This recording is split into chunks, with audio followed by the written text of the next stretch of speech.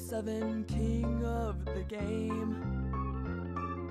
I believe in you, that's what it'll say. Nice and kind, leading cobalt ice. He's a blue, cute, and deadly little guy. Seeing through the fog, old gods he's slayed. Go7, Go7, Go7, Go7. Go7, Go7, Go7, Go7. Go7 king of the game. I believe in you, that's what it'll say.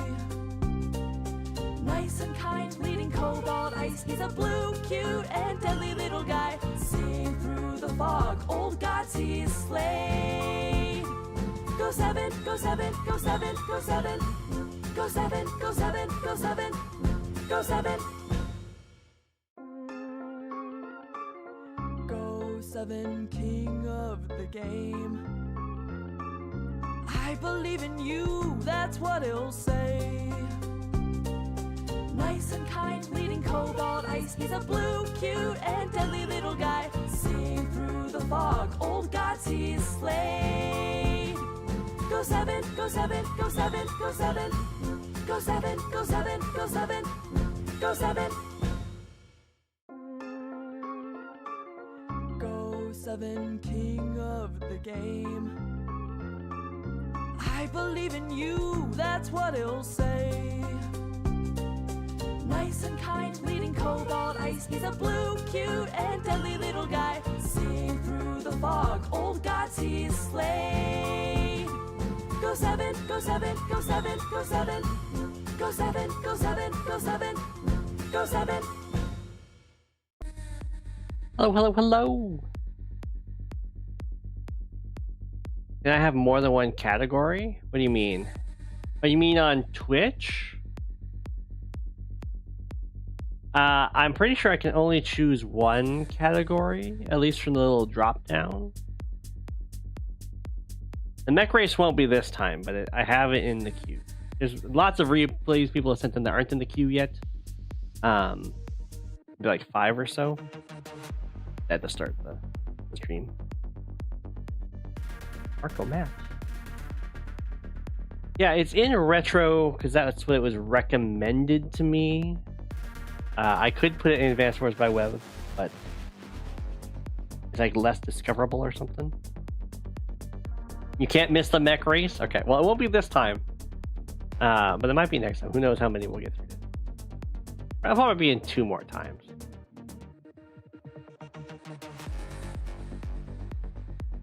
Rider versus Shoop.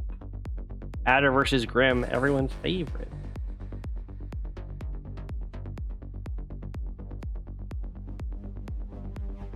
The Mech races are always a sight to behold.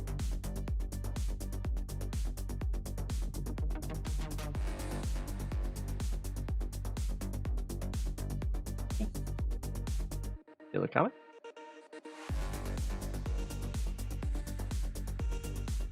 You love this map?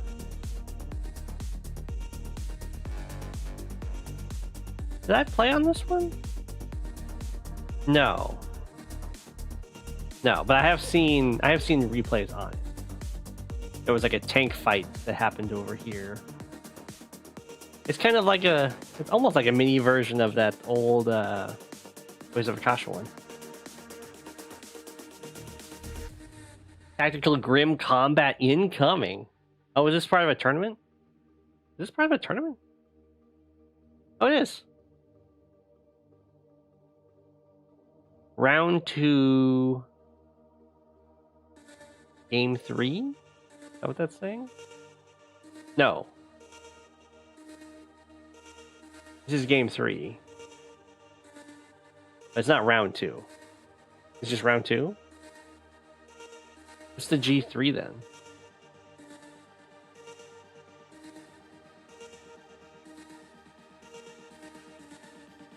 This is Division 2 in the C division. Third game in that bracket. Ah, the second round.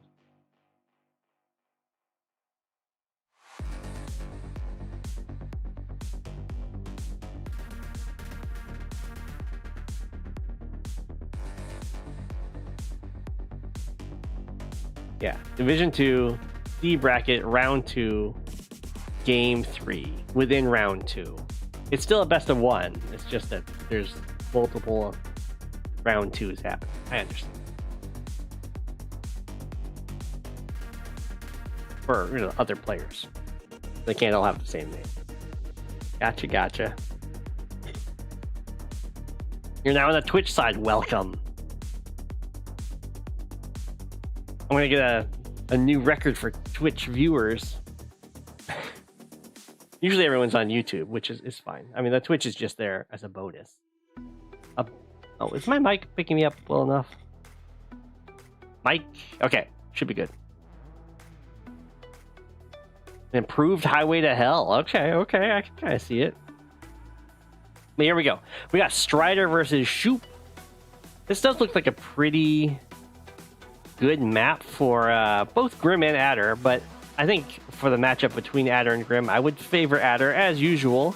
The airport's mighty strong, so they're both going to have really effective copters, and then there's a lot of fighting, or I guess potential fighting in the center here with attacks off of these nice defense star terrains, which Grimm will have a very easy time clearing Adder off of and then striking from. But on the flip side, Adder can also clear Grimm off of them, and the extra movement's really good. So we'll see how well Strider is able to leverage that extra movement in comparison to Grimm's raw firepower. The copter wars can be a really big deal, since Grimm tends to really favor copters due to just how they match up in the rock paper scissors, the weapon triangle of the base tech units of copters, tanks, and anti-airs. And what's nice for Adder in this case is your copters get that extra range and then also the extra firepower, and can very easily kill off Grimm copters while also zoning them. So you can sometimes just build fewer anti-airs, which is good because Grimm's really good at killing anti-airs for tanks. So we'll see how it goes. I would expect to see some pretty gnarly air combat. It looks like we're going to go for a very early city skip here for Strider in order to get some more central cities going, which is fine. And then a really early recon. I don't really favor recons against Grimm, although Shoop also wants to go for a recon, so I think this must be the meta that the people have decided on. But I don't really favor recons against Grimm because his tanks just one-shot them. And it makes them far less effective when they can't harass something and then get away. And these early recon buys are not free because you're building a recon instead of building an infantry. It also, of course, slows down your vehicle timings as well by a little bit. It won't necessarily slow down your initial vehicle timing, but it will slow down the vehicle timing in the future just because you have more funds. You've got 3k funds more invested in this recon than you would if you had just built an infantry. So if the recons don't end up doing anything, then it can be real awkward. Over here, they're getting some nice little harassments, but I'm pretty sure this tank can cover these infantry, and this recon won't really have achieved anything. But the Grimm recon hasn't really achieved anything either so far. It can go in here and harass this infantry, and I suspect that's what it's going to do. No, it's just going to sit on this property. Okay. I would be very tempted to harass this infantry. This tank doesn't reach. This recon does reach, so you wouldn't want to go... Like, you wouldn't want to harass from here, because their recon hits you from the missile platform and then traps you in here, and the tank gets to kill you off next turn. So you could attack from here, and then this recon attacks you. It does some damage. It doesn't kill you. But what is nice is you're Grimm, so you do quite a bit of damage to this infantry, and you force the repair costs. And Strider was going to be at 14k next turn, and it's pretty common in these small standard maps to just go tank and go for a base skip, especially if you have this back city or back base that has like kind of slow deployment. So the letting your recon survive and also getting that nice interrupt on the kind of start that Strider might want to have here. It looks like we're going to go for anti-air infantry instead, which is pretty interesting. It's a prophylactic anti-air, as there isn't even a copter out yet, but the airport is really strong, so it does make sense. The copter is almost built and then able to like directly influence the center. It doesn't influence this city and this city immediately, so it does make some sense. We're going to go back with this recon. So this one did go for this attack. It's going to just kind of die. Oh, it might not die. I didn't realize this tank doesn't reach the other side. It will probably die because we have a tank attack, and then I assume an infantry is going to follow up like that. So it does still go down thanks to Grimm's raw strength. So it's not going to be the most impactful, but at least it does get some economic damage in there because it's going to slow down this capture. And also, this infantry probably would have been responsible for 2 cities, like this one and then probably like this one, or maybe it would have gone down here, who knows? But 2 cities for sure. So the recon's probably going to be an even trade value-wise in like huge quotes.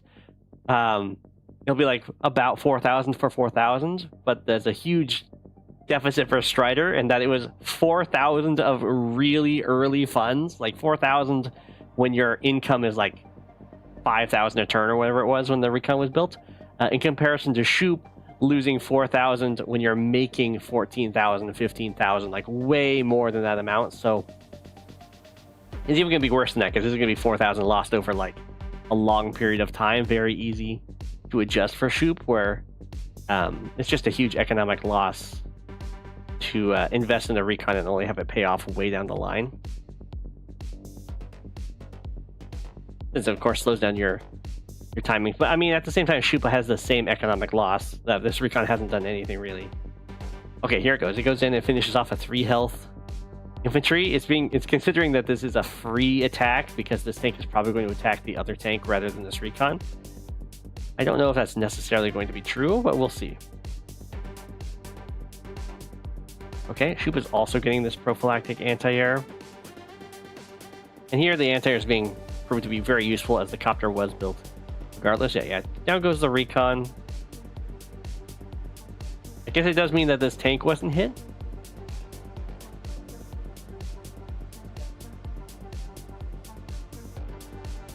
But the recon's trade was kind of worse than what Strider got. At least Strider like interrupted captures and stuff. This recon essentially traded out for a 3 health infantry and some health on this tank.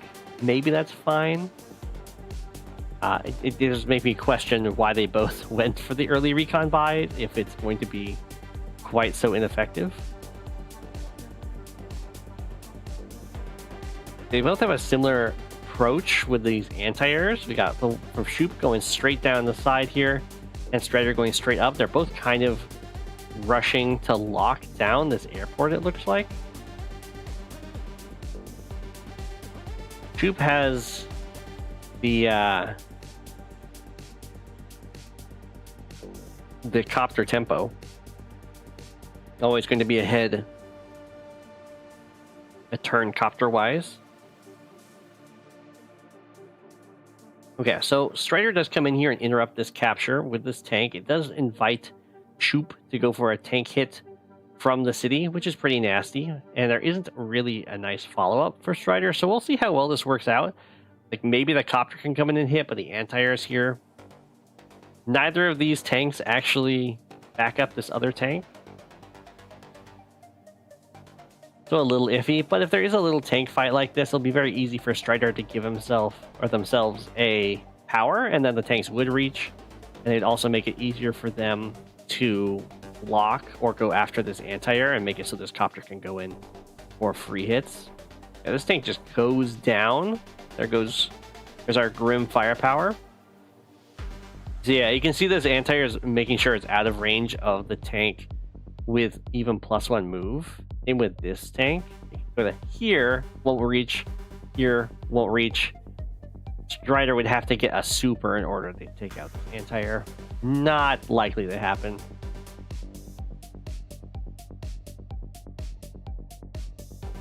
For a little interrupt over there. So one of the things, we don't see it in this situation here, but one of the things that Grimm can go for when you're fighting Adder, and in a lot of matchups too, is you can have distanced walls. So instead of having the infantry like right here and then the tank right here, like next to it, you can have the tank farther back or the infantry farther forward. So the opponent's vehicles could come in and kill your infantry, but they can't go in and go past your infantry and then hit the tank once they drill a hole. And that can help with vehicles kind of zoning you out. Like here, they drill a hole, and then in comes tank and it gets a first strike. Like that kind of thing is the thing you tend to want to avoid as Grimm, as you have the weaker walls. And the way you do that is with the distance between the units and the infantry. This is what I was talking about with how dangerous the matchup is for Grimm versus Adder when you're dealing with copter heavy map. Like, you don't necessarily even need anti-airs. Pop, one doesn't reach, it was just a free kill. It does give power to Grimm, so not completely free, but real nasty. We do go for a tank shot over here. This tank will not be able to reach. This tank can't quite get in here right now, but we'll see how... Yeah, if Strider wants, and I think it'd probably even be good, you can send like the copter in, although you wouldn't want to send this tank in first, but you can send the copter in, maybe hit from down here or something, or here, your choice, and then have the tank come in, finish this off, have this tank come over, finish off this infantry. This tank is not covering that. You would leave it open for this anti-air to come in here and take out the copter, but you build your own copter, and then you have a full health tank here, and tank plus copter will just kill the anti-air, and that puts a lot of pressure on these. They have to make anti-airs because they just lose one. I have to go over here, which is a little gnarly. I guess, okay, it was to secure this capture, but now, like, this doesn't fight a tank for a strike. I don't know if that's really worth it. Ooh, okay, Strider did not decide to build a copter. I'm going to go for anti-air tank back here. That's pretty surprising. Because the copters are kind of wreaking havoc, and they're only going to do more and more of that. Pop. Pop, down goes the tank. Ooh. Some cheeky blocking to get this copter out of the range of this anti-air. Pretty good.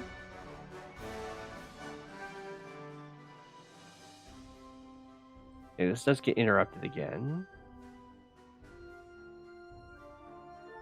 Not an amazing Grimm power, but it's still pretty decent. Making sure that this is blocked off so the anti-air doesn't get through is really good. Although it wouldn't even be the worst thing if it did, just because there's an artillery here to avenge the copter. Hello, the penguins.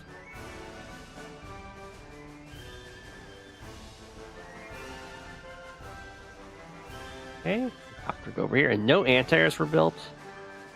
And instead another copter got built, and that's one of the things that you would be able to avoid having happen if you're putting all that pressure on the anti-airs over here. As is, it does still get to survive, even if it didn't get to do anything that turn. It still is effectively zoning. No more copters either, which is really surprising. Going double tank. Ooh. I did not notice that. Strider just moved this copter into Grimm copter range. So it might look like this is a trade, an even trade for like copter for copter because there's an anti-air here. But this artillery can come down here and protect this copter. It doesn't even have to go here. It can go into the missile platform and protect it from there. So a pretty good play here for Shoop, assuming the artillery does come down here and protect. No, it doesn't. It decides to go up here. I'm surprised. I mean, it is helping protect this capture, which is nice. But the tank, like this tank would heal up and be pretty good at protecting that. Okay, Strider comes in. Ooh, has this little back route. Does kind of sack both anti-airs for this. We'll see if that matters. Definitely wouldn't use my 1 health copter like this. You're going to want to use the 1 health copter as a blocker, because it can move into places and just get in the way. In this case, it's kind of just offered free for the infantry to kill in order to do some chip damage to an artillery. This is a very spicy adder turn for sure. A lot of units are just kind of sitting in range of Grimm. And okay, we did build an anti-air. You're going to have to do that, of course, because while like these 2 anti-airs come in here and kill 2 copters, which is nice and all, it's very easy for Grimm to replace copters over here. The airport's right here. Okay, we're going to go for the Knuckle Duster. Lots of infantry coming in here, which is kind of menacing. Pop, pop. Let's use a tank there, okay. We're going to use tanks to kill off tanks over here. We're just going to go after some infantry. It's like. And then, yeah, see, a copter gets built, and then it's like, oh, all of my anti-air in this region just died. And this is like a tempo win for Shoop. The ease at which a copter gets replaced over here is basically instant, and it takes multiple turns for the anti-airs to get over. So even though the anti-air and a copter are semi-equivalent in an exchange, losing that tempo can be absolutely devastating for an ongoing fight like this. Like, a copter costs 1k more, but it doesn't have to be built from a base. So the unit count is different. So it's like roughly equivalent to losing the anti-air for a copter, but if it's like a tempo win like that, then rough.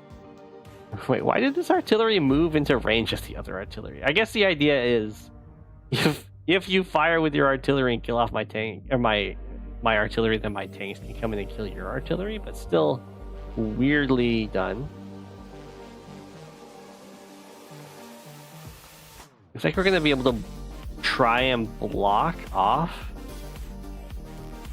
this anti-air with an infantry standing here.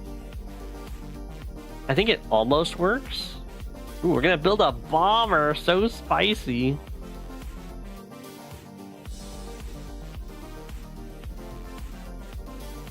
I'm pretty sure a Grimm tank with comm tower and one-shot an infantry.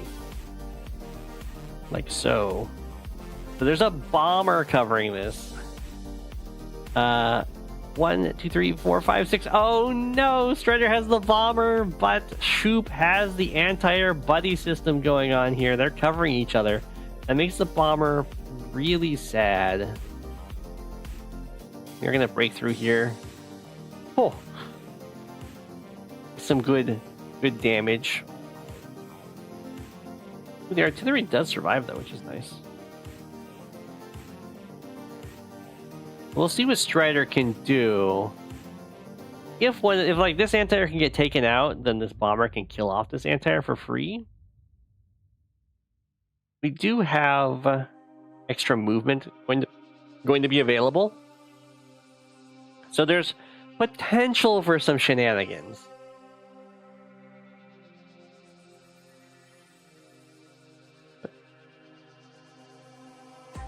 What happened? Whoa. Was I pressing the wrong button? I must have been pressing the wrong button. We were going backwards in time. Alright, let's see shenanigans. Oh, no. First we go for this turn. Okay. Okay, now shenanigans.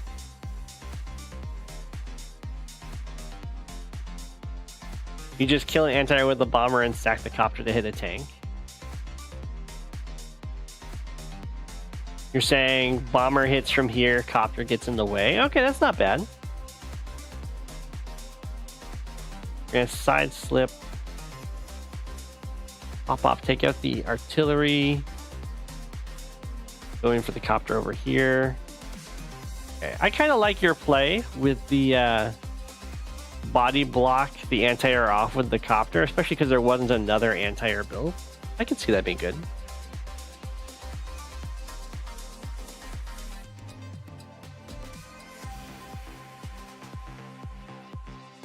Pop, and then here comes a bunch of tanks. Really tries to get finish off, or the copter tries to finish off there. Now goes the infantry, losing a city here. A little nasty for sure, although Strider's actually up 4k.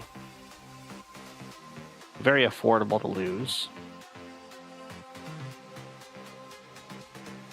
A bunch of tanks here. Going after the infantry, okay, finishing off this tank. I thought we were going to see a little more fighting over here, but I guess not.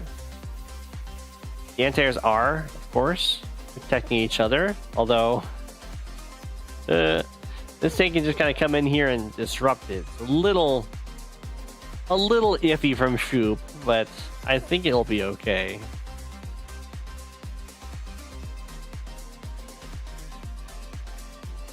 We'll see if we have like a full health tank. I guess we only have one full health tank. Well, yeah, full health tank. And you're going to have a 3 health copter and at least a 2 health copter, maybe the 6 health tank. Like if this comes in, clears out this copter, and then you have this 3 health clear out the 2 health tank, then the 6 health can hit from here, the full health can hit from here, the 2 health can, if it's even needed, can finish this off. Oh, the infantry being there is very annoying though. This one doesn't really matter. There's also, of course, tank, infantry, 3 health copter. It is Grimm we're talking about, and Adder doesn't have a power active. Okay, I guess we're not gonna even try, because 2 health copter did not swing. It must not have been possible. I don't know if the 2 health copter would die. I guess as is, the problem is the 6 health infantry is... No, it's not that difficult to clear, right? There was an infantry in range to clear it? Or not? Yeah, 1, 2, 3. So this would have to clear this guy out. This, of course, kills this. And then you'd have to sack. I guess you can try to sack both copters in. The 6 health tank can kill this tank. This infantry kills this infantry. Anti-air comes in and tries to kills the bomber. I think there's probably a kill there for Grimm.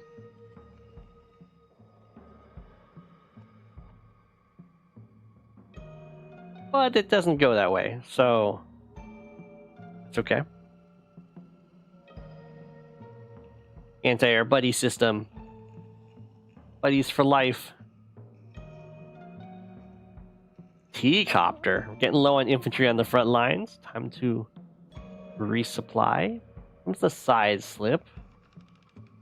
And this is covered by an anti-air, so a little daring for sure. Bomber decides, you know what? There's free tanks to kill off over here. And that aren't protected by multiple anti-airs.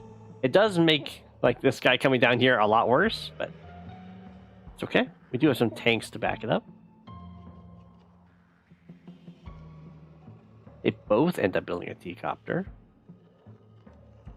Strider is still up in economy. Shoop didn't actually manage to flip this city. 5k up, like, huge.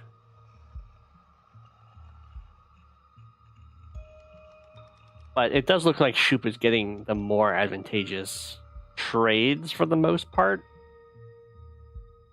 Especially if this bomber goes down. Right now it's not getting the best value for being a bomber. It's like going after infantry. Wow, wait. So Shoop just kind of abandoned this anti-air for some reason. Well, that makes it a great trade for Strider. I'm not quite sure why Shoop did that. And then Shoop resigns. GG. Yeah, at this position, Shoop's in a lot of trouble. All of the units are all clustered over here. Strider's got control of this entire corner. He's going to take all these properties. Has control over here. The center is still hotly contested. So GG. Another sad loss for GMT.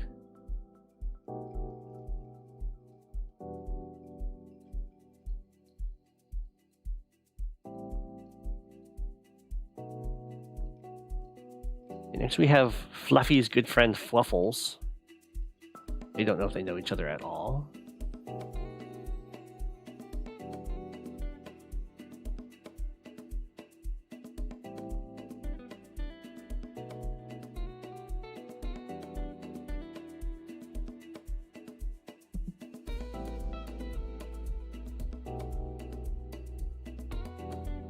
But I feel like they should.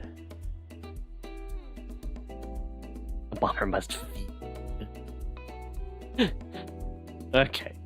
So we've got Olaf versus Hawke, which is a tough matchup for Olaf. Oh, you have to get... Yeah, well, get to sleep. It's 2:30 a.m., Josh. Get some sleep. Fluffy's bestie Fwufflez in a tough matchup. Now, I have won Olaf versus Hawke semi-famously, but it was in high funds fog, not just regular fog.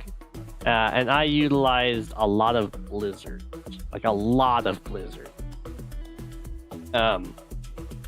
Like 3 to 4 turns in a row snowing.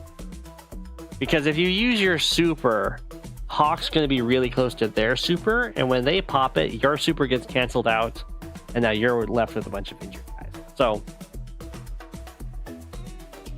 it's definitely a tough matchup for Olaf if you kind of go the standard way. If you notice, Olaf has a kind of a similar layout to Adder when it comes to the charge. It's 3 in the normal and then 4 in the super, so you have a bank to work from if you're going to just spam normal powers. Like Adder is 2 and then 3, Olaf's just 3 and then 4. So if you have a full charge, you are guaranteed to be able to do 2 blizzards. And because blizzards is something you don't have to do until the very end of your turn, you can pretty often make it 3 blizzards guaranteed as you're getting charge from your fighting on those turns, assuming there's fighting to do. And 3 turns of snow is really difficult to fight through. Like, just the logistics of getting your units to the front can be insanely difficult. The logistics of defending your units with counters, like having anti-airs defending everything, for instance, becomes very difficult. So it's something that Olaf can go for, and what I would go for in this matchup. But it's also way easier to do that in high funds fog rather than regular fog. But Hawke, in general, is going to have a very easy time playing the matchup, since you do have a positive day-to-day, and your super kind of cancels out Olaf's super.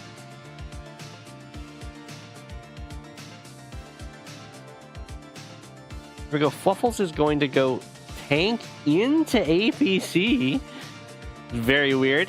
Hawke is going to go double recon. Usually you see APC into tank, because earlier the APC gets built, the better it tends to be for kind of earning itself back by getting you faster captures, and then the tank comes out to protect against the recons.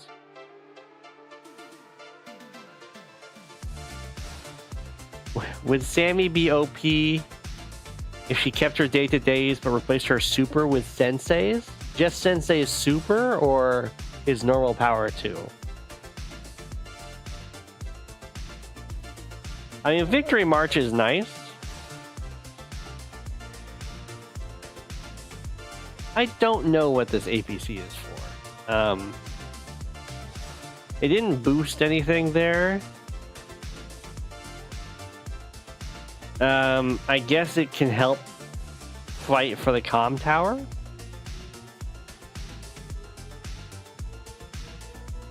Neither player is going for the airport currently. I feel like some of these infantry could probably have been sent back here for it. It does give you income even if you're not going to build.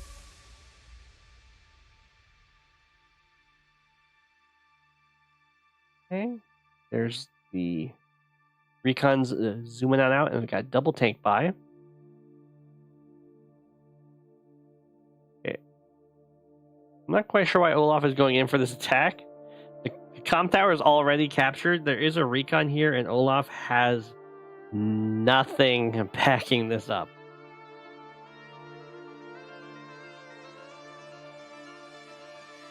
So I don't think that there's any world in which this ends well. But we'll see. Maybe Hawke is going to get really scared and not try and fight over this. Doesn't seem to be the case. This infantry definitely shouldn't just stand here. You can preserve your low health infantry. You can send it back, heal it.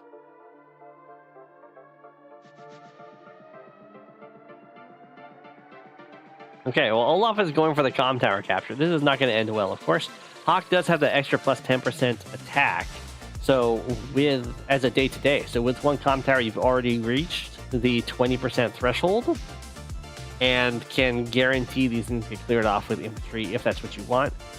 In this case, Hawke is just going to go for the captures, and I assume use the vehicles to kill off the infantry. Could have interrupted this, but it's also fine to just let it get captured and then take. One thing I wouldn't do here as Hawke is I don't think I would send my vehicles into this fight, because I would see, I'm seeing nothing up here. So I know there's at least one tank over here. And who really cares if Olaf gets a comm tower? So, pretty good attack here for Olaf. The recon does survive since no comm tower. Double APC is absolutely wild.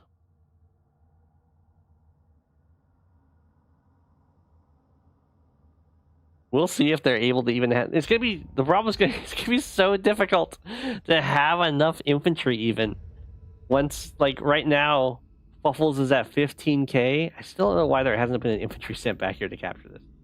But Fwufflez is at 15k income, so that's tank infantry, which only produces one infantry, which makes the double APC real spicy.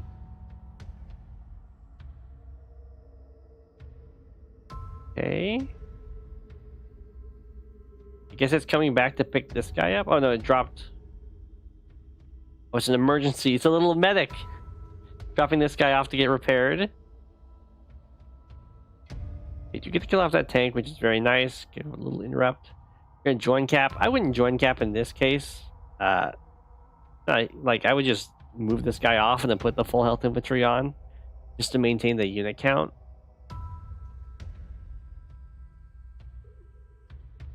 And now we're sending a guy back. Looks like the APCs are going to be used as blockers, which is something that happens a lot with transport units, but hopefully the transport units accelerate your economy and then get used as blockers. And hopefully survive as blockers and then can help with moving infantry around in the mid to late game.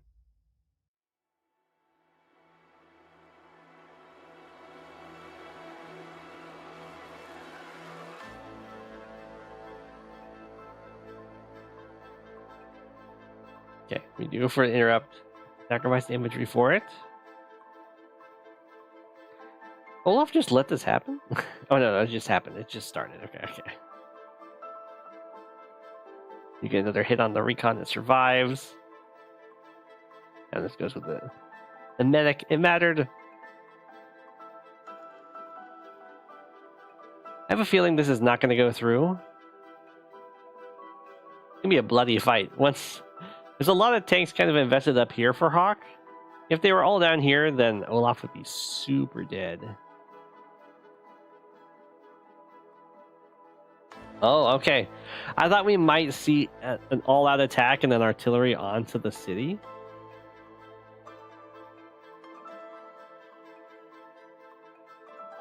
But looks like Olaf is indeed going to get a comm tower here. Did that not reach? No, it doesn't.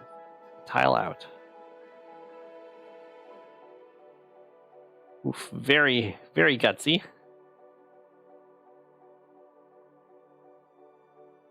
Okay. Trying to set ourselves up to get these captures, it looks like, with the APCs.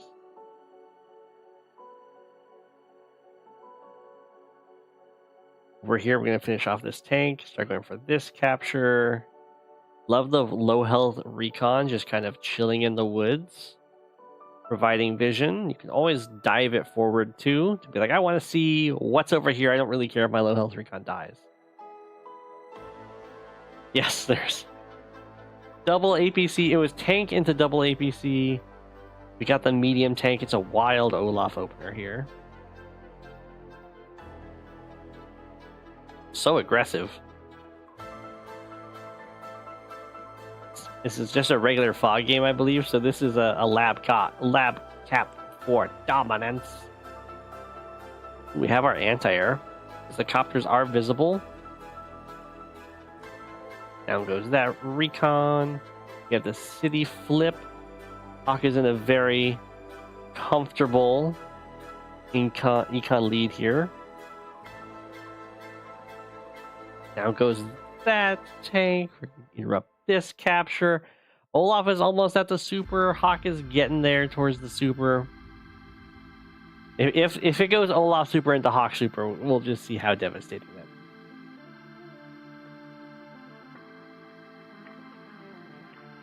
Oh no! Don't get a whole bunch of Hawke units damaged. Okay, here's the Winter Fury. It does like what about 30,000, pretty good. Okay, one tank does die. That one's gonna live at 2. That one does die. That's just nice. It's not as important as like fighting Andy, but you do still want to kill off the units if you can. Oh no, not that. That's really bad. So this is an 8 health tank, right? So you go in, you hit it down to 3. Start of their turn, it heals up to 5 from repairs. They hit the super, it's up to 7. So it will have effectively gone from 8 to 7. You take 2 damage from the retaliation, and then you take 2 damage from the super. So you go from 10 to 6. You lose the trade. Don't do it.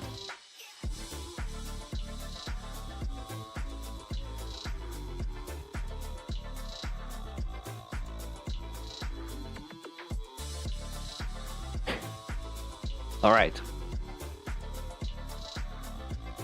For some reason, Hawke did not use the super first. What's going on? Use your super.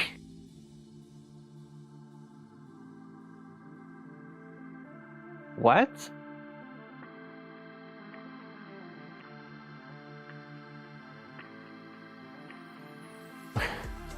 What's going on? You have so many injured units. Use your super. What? Why? Okay, well, that's great news for Olaf. Maybe it's a no super challenge. Maybe it's a no power challenge. If it's a no power challenge, then Olaf is gonna be feeling good. I mean,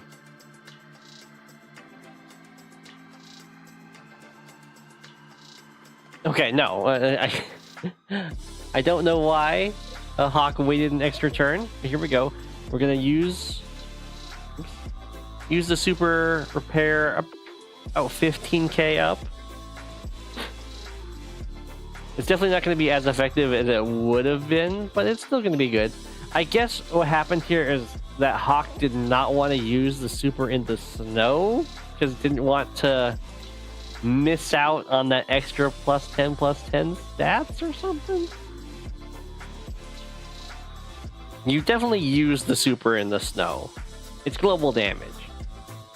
And you also immediately heal off all of the global damage that was dealt to you, so that Olaf doesn't get any pickoffs. Also, any damage you do during that, you're not giving charge. So very weird, but Hawke still doing amazing, as would be expected if you're dealing with a fight with supers in this matchup. It does look like this comm tower is going to flip. Now goes the recon. We still have 2 more. Hawke's doing great when it comes to the recon count. Gonna be able to get some really good vision on where the opponent's moving. This artillery is super sad, since everything actually played around its range really nicely. It does now scoot into the forest though. Oof, the tank goes down. Lots of fighting. Olaf is almost back at the super.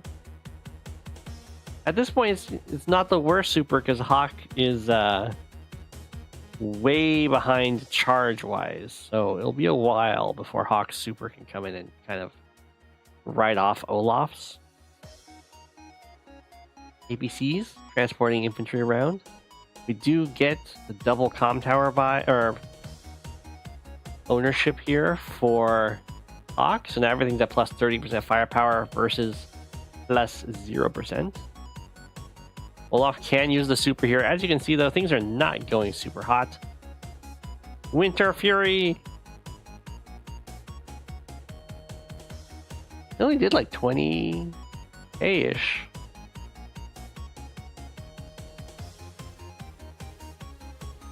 A lot of infantry. Bop, bop.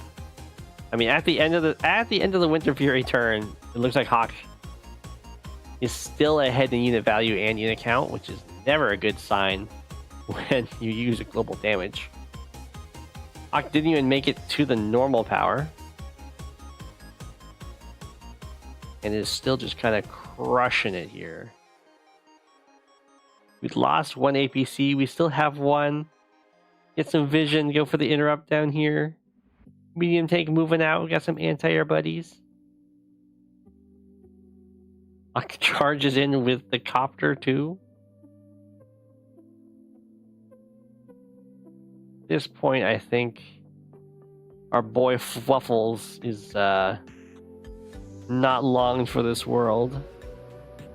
We do have a nice infantry in range to hop onto this APC.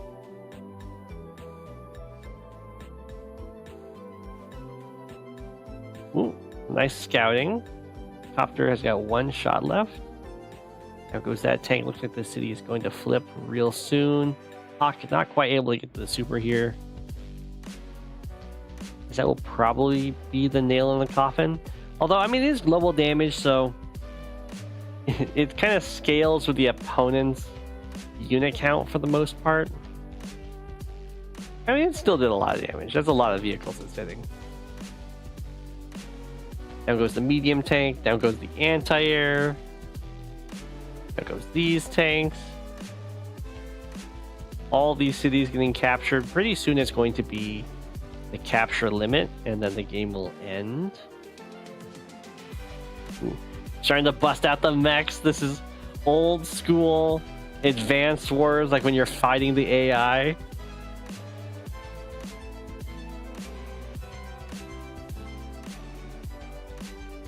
Oof, down goes all of the artillery. Here goes the cities. Once all these cities get captured, I believe the game will end before they even get the HQ. And Fwufflez resigns. GG, Fwufflez, GG. It's definitely a tough matchup. You can't really use the super against Hawke because he just heals it off and heals it up and hits you. But you can use blizzards. I think I've only seen it work in high funds first. Then you can get just like 4 plus blizzards in a row.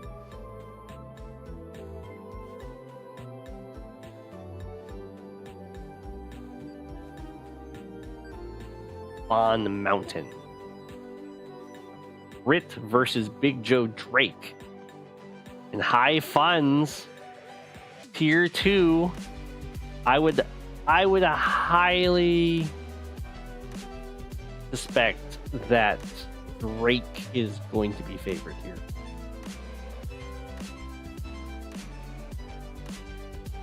Rit really doesn't like fighting global damage. Well, Grit's always tiered in such a way that he's awful. We'll give him Cobalt Ice. We'll vote for him. But global damage is really tough for him because he's trying to make like death balls of indirects, and then he just gets torn up by free damage, and then all of his walls crumble, and then all of his indirects die. But we'll see how it goes. There might be some cute plays on this map where the indirects are in really safe locations. Like if we can get some artillery on the other side of these mountains or something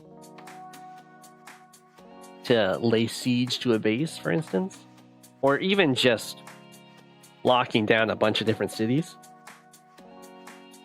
It can be good. Ooh. Okay. Bigjoe's going to end up getting a little more, like, quicker infantry over here. VonMountain decided to finish this airport on the way over to this base. We do have a quick rocket,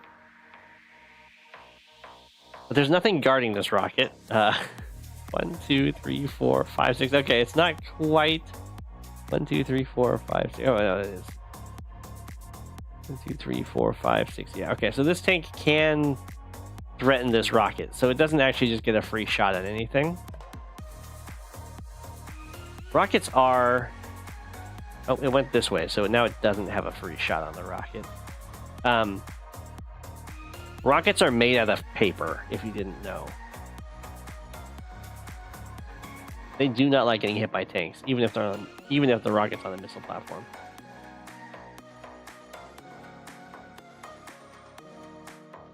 Okay. So it was a battle copter from VonMountain. We have a T-copter from Bigjoe. I kind of like the T-copter. We'll see if the battle copter gets anything done. They both have really weak battle copters. Rocket is literally a truck. That's true.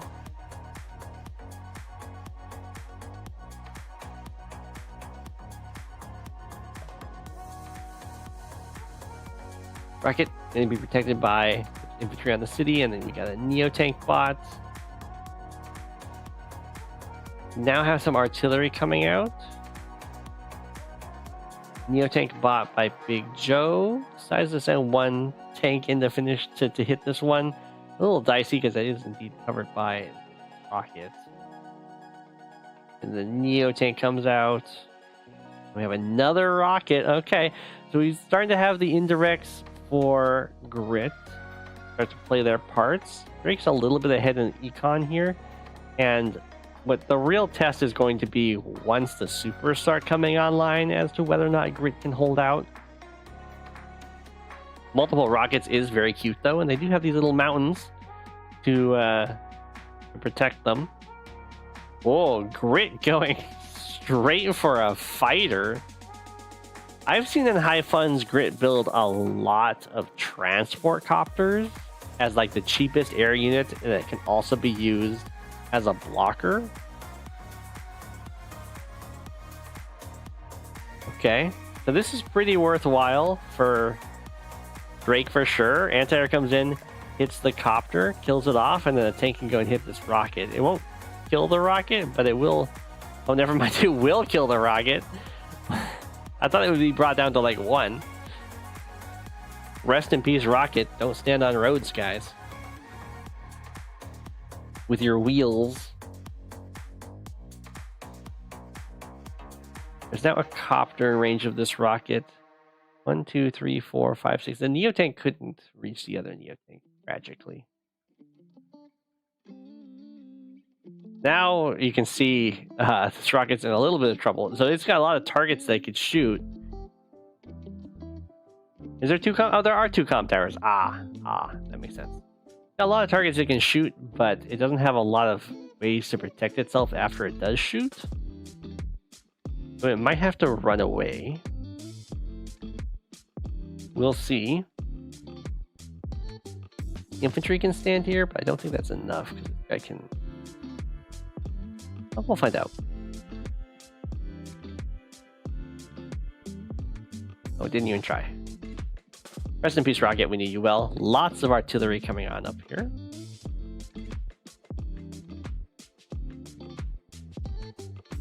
Pop right out of fighter range. Rocket gets to live at 1 this time. Grimm, or not Grimm.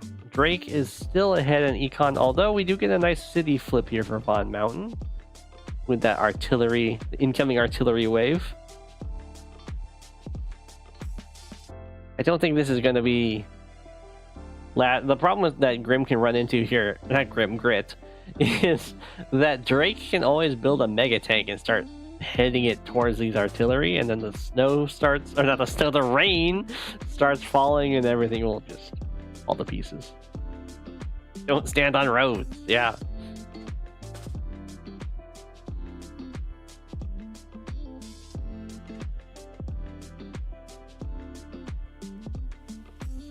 If you don't know, mega tanks highly resistant to indirect damage. Grimm with the snow, it would be a good buff for Grimm. Not gonna lie. We get some more fighters. There's often air wars in high funds, which is, I guess, what we're seeing right now. You have to be really careful with these fighters, though.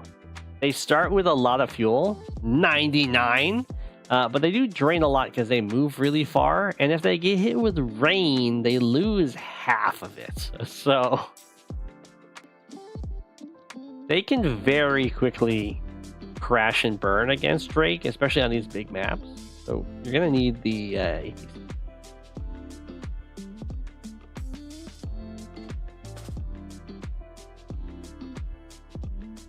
I don't know why Drake had all of the infantry step away from here, but whatevs, man. Ooh, okay. Looks like Grit's going to be the first one to go for a mega tank. We're going to attack in here. Get 1 artillery. Here comes the rain. Gonna do a clean 40k. Good luck, Grit, doing 40k damage with your powers.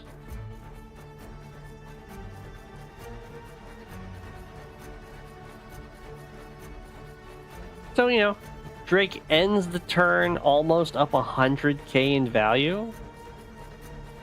We do get a snipe attack in retaliation. Kill off some infantry down here. Let's get to poke at this Neo tank. Can't even kill this copter. Okay, we'll shoot off these tanks. This did survive, so at least the threat on this comm tower is still ongoing. Surprisingly, all 3 of these tanks are still alive. This full health infantry's alive too. Okay, well, so Grit responded with a power and ended the turn still behind in unit value, but up in unit count. And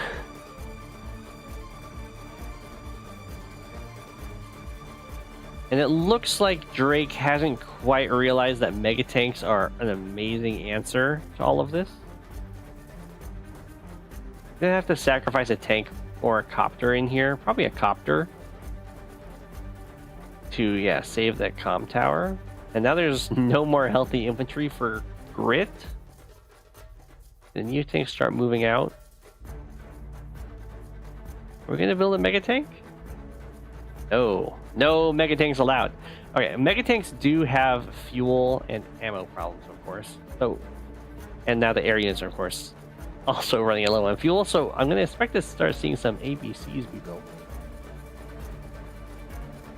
If not, then Drake will just start spamming normal powers because that drains fuel. You don't have to go all the way to the super. Okay, there's maybe.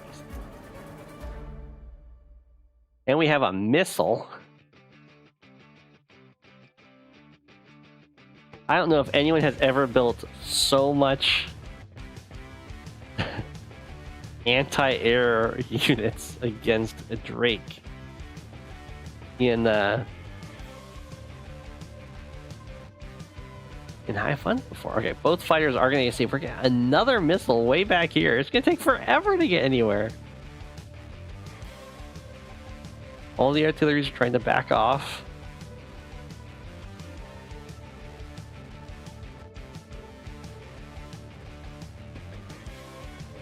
Okay, we do have Mega Tank at the front. It's a Grit Mega Tank, but still Mega Tank. It's got 3 ammo, so it can fight both these Neo Tanks.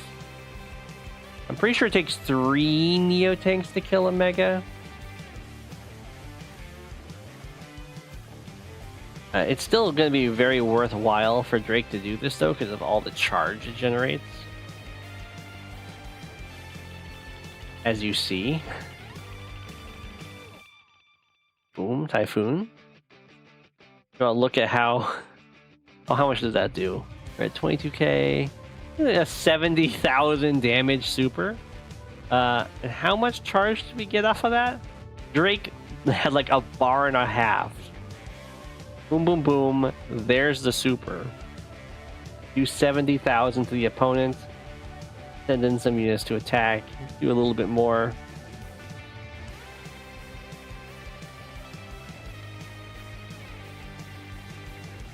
Grit, your turn.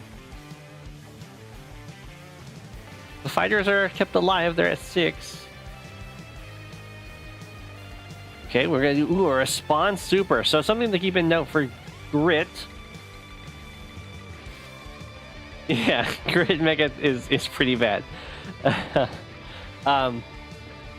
So Grit super does the same amount of damage as the normal power. It just gives you an extra 1 range. So it's pretty rare that you see a Grit super. It's gonna let like this artillery hit. 1, 2, 3, 4, 5. Oh no, that would already hit. So maybe like this one gets to hit. 1, 2, 3, 4. That would have already hit 2. Well, that's okay. You know. Oh, there we go. There we go. Let's this rocket hit. Bam. Look at that range! Look at that range!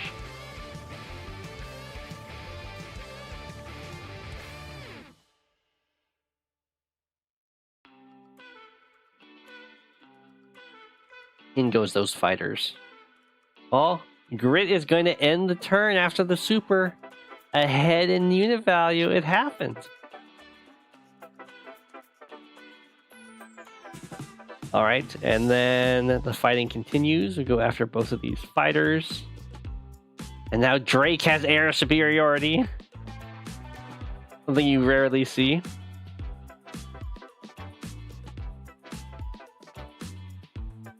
And now attacking Drake's units are not going to be quite so effective because you're giving him a lot of charge. And this artillery death ball is starting to look really squishy.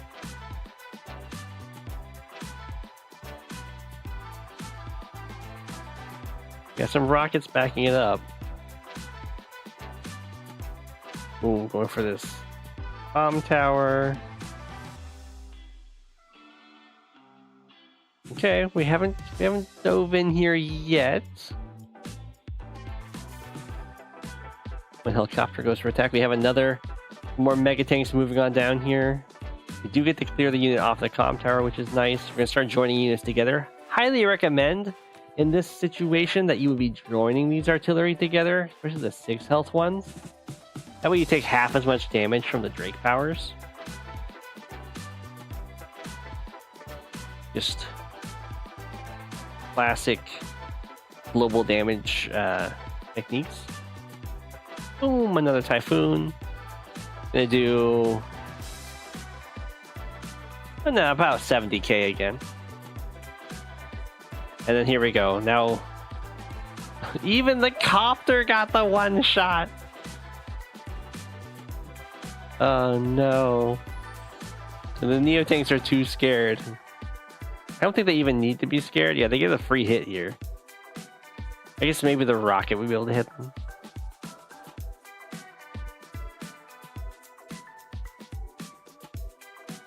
We don't have a full dive in, just a little trim on the artillery ball. Probably should have hit this Neo tank, really. Or hit this with a Neo tank, I mean.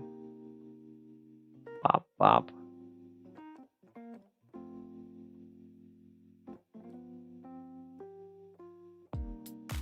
Okay, ended behind by about 30k. Still doing fine in unit count though. We haven't had a huge clean out yet.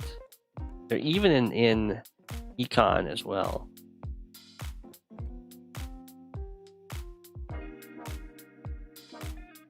I don't know why Drake is so hesitant to build mega tanks. But okay, oh, we have a little bit of an attack in here. Want to save the comm tower. Doesn't mean like a bunch of artillery get to fire, but really Bigjoe shouldn't care that much of artillery fire because it just gives you more charge to hit them with the super. What's the use of a sniper attack when your gun's waterlogged? Exactly, exactly.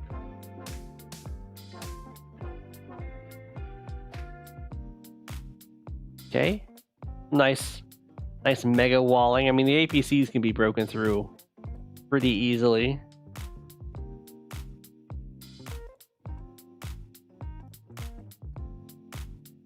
Okay, Bigjoe really doesn't want to deal with this. I guess you don't really have to until the infantry show up.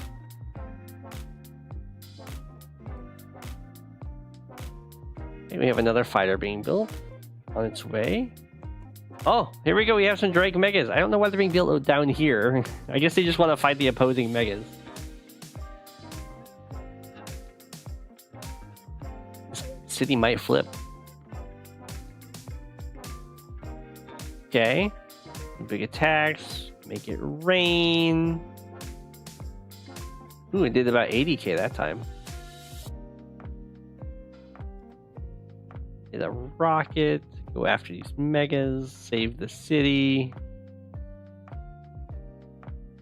Hit that mega too.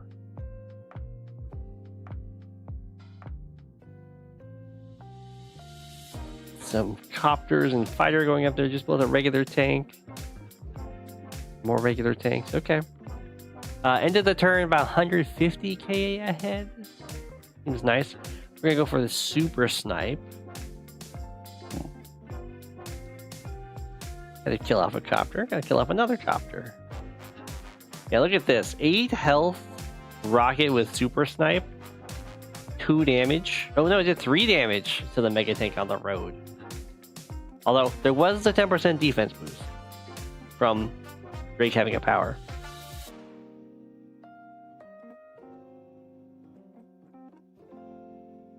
Bop, bop.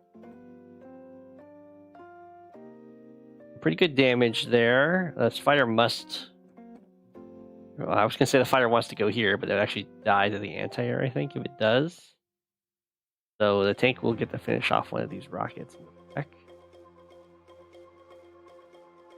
Rit actually caught up, almost caught up in unit value there, although all the indirects go down over here. Rest in peace. There goes this mega.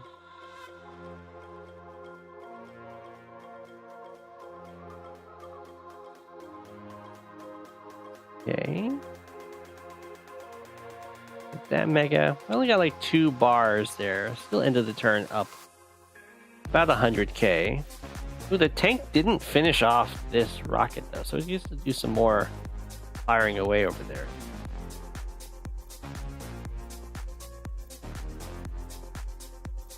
Okay, tank decides to retreat. We haven't built the megas over here, which is where all the artillery are. I don't know why Bigjoe is so hesitant to do so. VonMountain's in, like, basically ideal grit territory. You're trying to capture something that the opponent cares about, and you have a sea of indirects behind some mountains overlooking it. I know, if it was DS Drake and the fog got brought in, that would join some artillery, which is very good. That'd be very good. Pop, pop. Anti-air doesn't get the kill on the artillery. Oof. Down go the rockets. Artillery start going down. We do get to save the comm tower. Neo tank dives in, kills off this infantry. We go for the Typhoon. Mega tank can still reach just barely. Well, how much did it do? Only did like 50k. Bigjoe's going to be ending the turn double in unit value here. It does get to kill a Neo tank over here. I don't know if the Neo tank was needed to dive in there and kill an infantry for the super. It was very, very bold for sure. In dual strike, when Drake uses his super, the rain, it brings fog into your standard game while it's raining.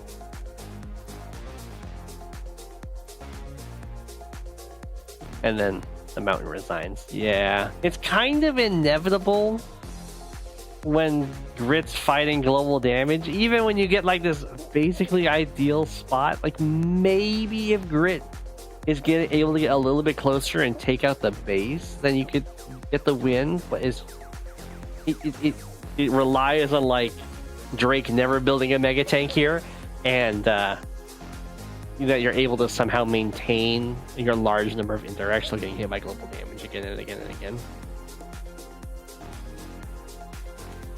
It's tough. It's tough.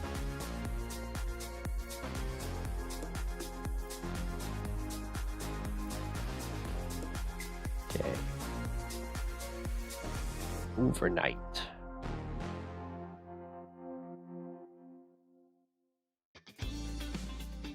Versus dubledum.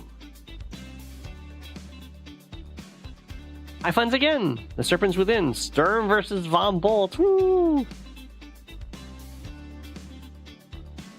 Let's go Sturm. How many people in the chat love Sturm? Everyone raises their hand. Let the record show.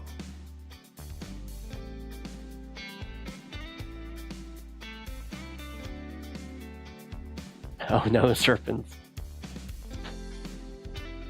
No. Elise, it's okay, it's okay.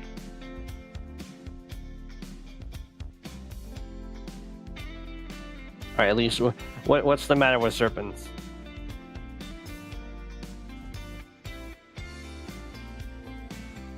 This is like a really familiar setup.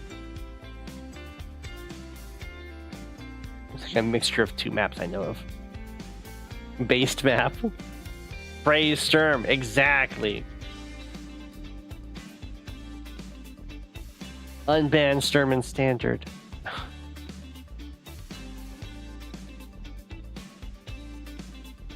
Airports are cheese. Oh, I have played on this map. Oh yeah, I was threatening to. I was Andy against Max, of course. And I threatened to take my T-copter up here and then go and take their airport. And then they timed out before I could do it.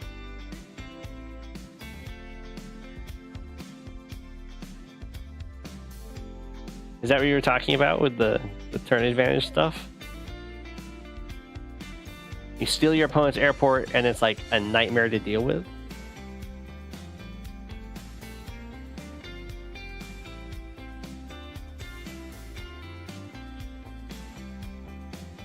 Ooh, we do get some Sturm-only captures here. You can't get to this city as fast as Sturm can.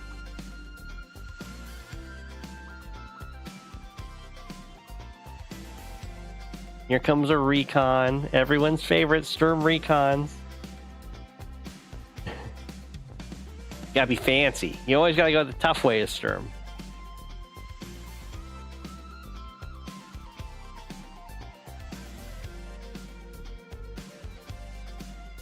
Okay. We got the... I guess that's true. I did this too with my T-copter. You can boost to get there. We have our first copter ring. I have to make the map a little smaller so we can see airport buys. An awful matchup for Sturm. If you mean it's awful in that if you just go into a brawly fight, then VonMountain's going to win, then yes.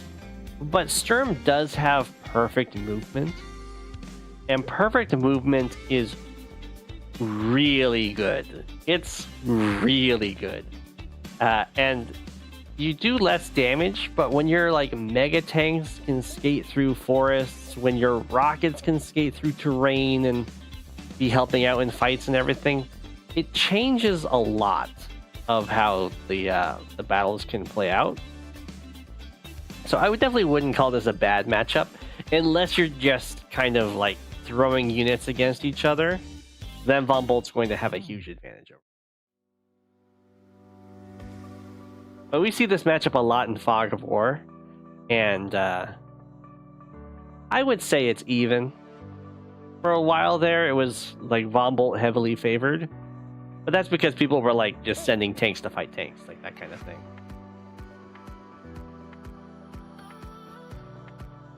Beep beep.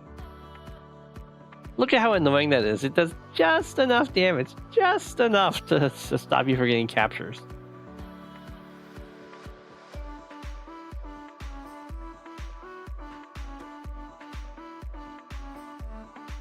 The copter went after the recon. Oh no! The recon's been trapped.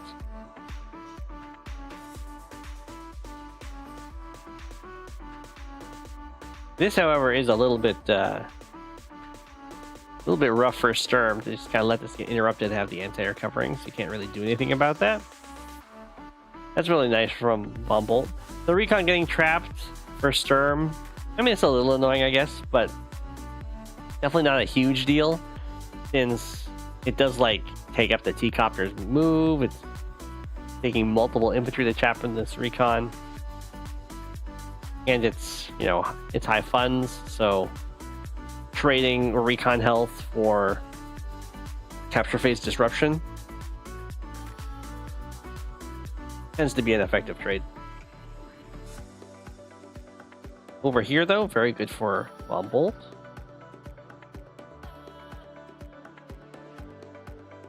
Honestly, VonMountain's been doing very nicely in this capture phase, actually keeping up and even getting ahead of Sturm. Very awkward for the Sturm player. You want to be using the recons early on to get an economic lead, which isn't quite happening here.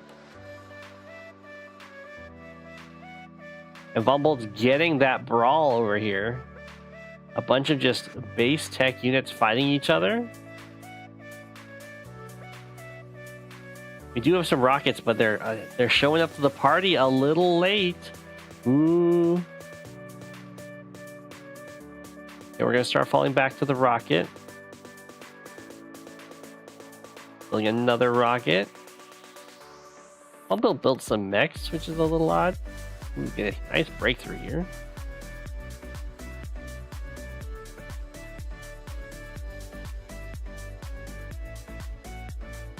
Okay, we got a recon to go harass over here. Ugh. It looks like VonMountain wants to break down this type seam. You can also just build a black boat and drop it off over here. A new fog map later on. I have to. If I have time to go on the website, I'll be taking my turns. I'm sorry.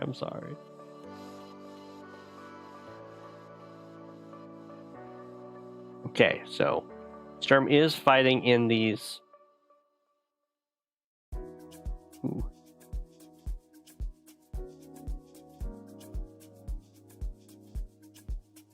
I don't quite understand what you mean by new, quote unquote new. It sounds like it's going to be either like a toy box or a mashup of some sort.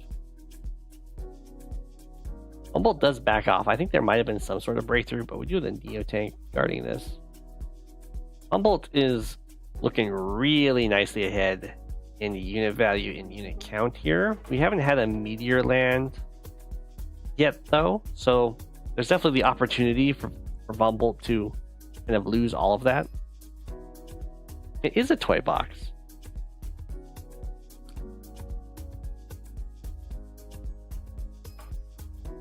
Ooh. Ooh, it survives, but there's no anti-air in range. The Sturm was bringing this transport copter all the way over here to pick up an infantry. This one, to go for this airport capture. It still can, but then this copter can interrupt it. Or instead of building a transport copter and having it fly all the way over here, you can just build a black boat or a lander. Probably lander's best. And go get this and then have the lander pick stuff up from this base or like this base and drop off in the middle and stuff like that.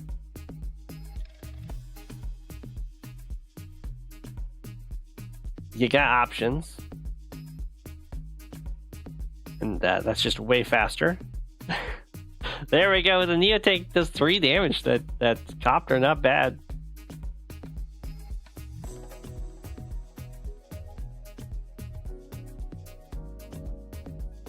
It should still interrupt this though. Ooh, the bomber comes in on the Neo tank. It's in anti-air range, but is it injured anti-air? With the Ex Machina. Ho ho ho ho. Oh, that's rough. That's real rough. So, all of the defenders for the stuff that just got hit are now stunned. They can't deal with the bomber. Looks like we're making a magnet over here with the 2 Neo tanks and the APC, which looks really nice. Although you do have to be careful. You don't want to make this more appealing of a target. Did this just become more appealing? Almost. These are injured tanks. For the, I assume, response Sturm super here. No? Alright, it must have been landing up here.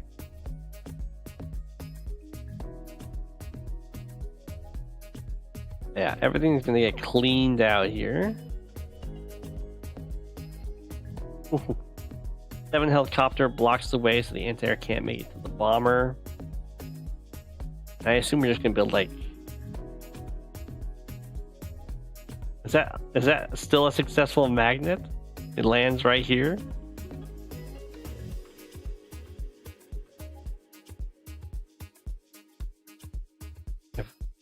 If Sturm doesn't use the super, then it must be. Oh my gosh. It's super GG. Just cleaning up house. We still got some successful body blocks here. It looks like this bomber is gonna get hit. I mean, at this point, I don't think there's much you can do. Is this still a successful magnet?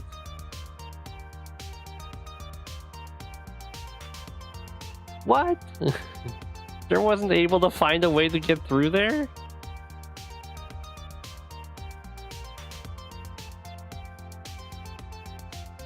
I guess the rocket doesn't... You don't need this tile. 1, 2, 3, 4, 5, 6. I guess you do need that tile. Wild.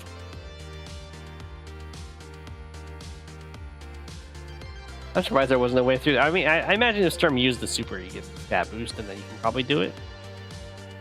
But then Sturm resigns, never uses it. Oof. GG. Absolutely brutal.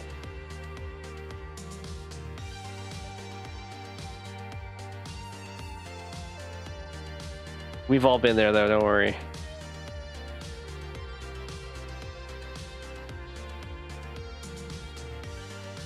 Oh, Shoop, we covered one of your games.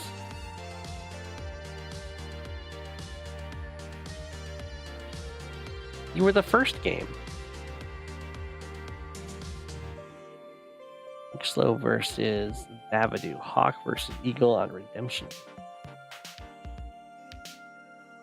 Was this a Global League?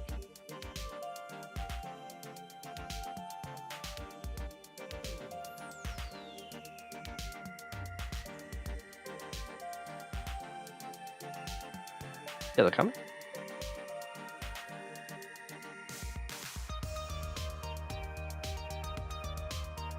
Oh no, Shoop! It was Adder versus Grimm. I don't think it was a game you sent in. It was just a game you were in. It was against Strider.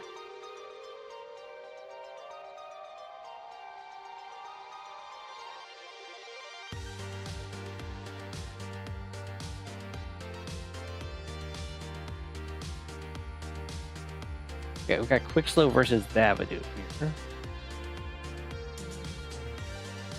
Hawke versus Eagle. I think this is with the new Tier 2 in place. Hawke is Tier 1. I think Eagle's Tier 2 too, so pretty spicy. Eagle can definitely so rude.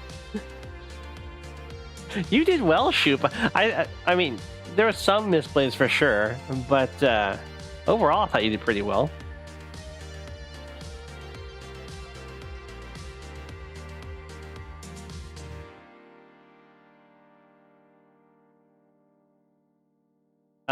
So it's a little spicy to go Eagle into Tier 1. But against pretty much everyone but Sasha, Eagle does very effectively.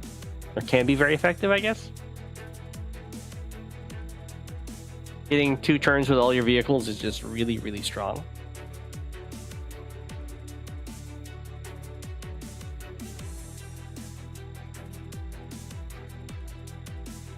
Well, in this case, the HQ is mighty far away. You could APC rush it for sure.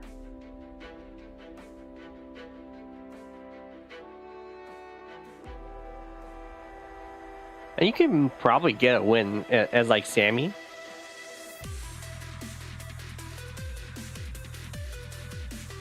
You're an Eagle versus Vumble game right now, new Tier 2.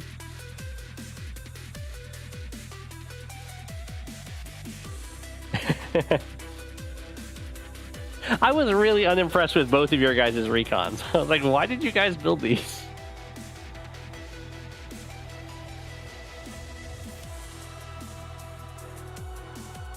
Okay, so this recon, Quickslow's speaking of recons, Quickslow's recon's gone out into the middle and just kind of chilled here.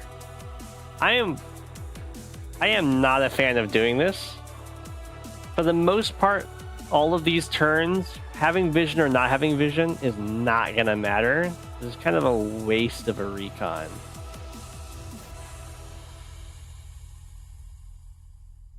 Unless you have a specific plan for it. In this case, there doesn't seem to have been. These recon rudely ruined your plans. It like sacked itself to interrupt a capture. I mean, it was fairly even. Your recon did worse for sure.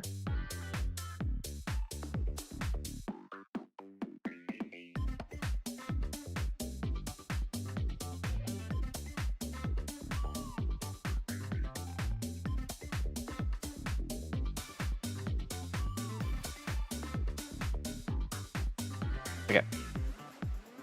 We've got our little fog forces building up. Thavidu is going to want to be insanely patient.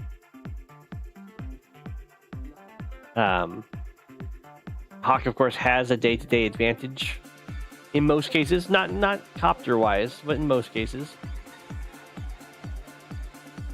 And Eagle just really wants a large vehicle count to be built up so they can all go in and fight and generate the supers.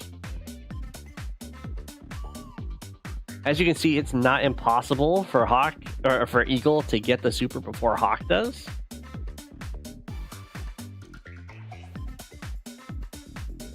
And if that happens, then we're looking at a super happy Eagle.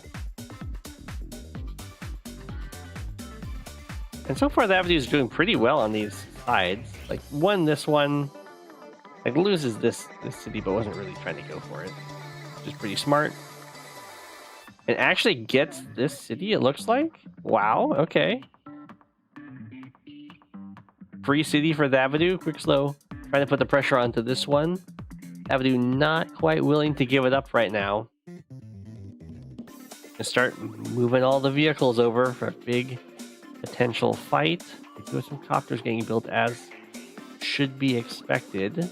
Recon does come in here, spots a little bit back here. Nice to have this artillery in range to deny the city at this point. Hiding out in these woods. Quick Slow is offering a trade of cities here. Like, I gave you this one. You should give me this one. Let's see if Thavidu agrees. Ah, Thavidu almost agreed. Sends the infantry in. Thavidu actually has a pretty nice unit count here.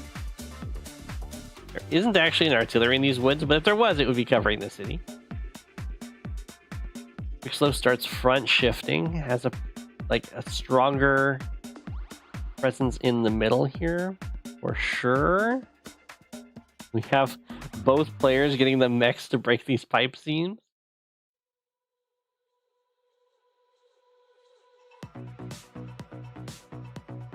Okay, one little inner infantry swing. Okay, so Quick Slow sends the recon in, sees a bunch of tanks over here and thinks, oh, then over here must not be very well defended, and starts sending some more infantry forward to get these captures. There hasn't been much charge generated yet.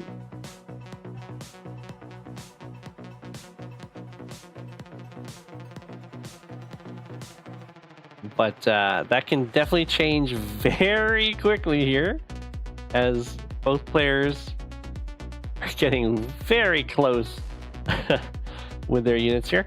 We have a bit of a concave going on with Thavidu, which means there'll be more angles of attack on Quick Slow's army. You know you're in trouble when Eagle starts building mechs.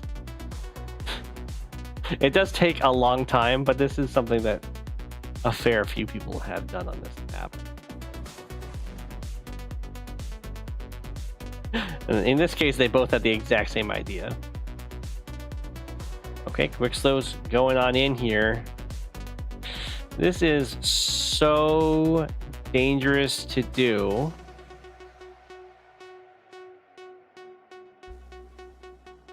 It keeps all the high money units in the back, as you really don't want to give Eagle the opportunity to get like Neotank on Neotank swings and generate just so much charge. And then your entire army gets wiped by an Eagle super.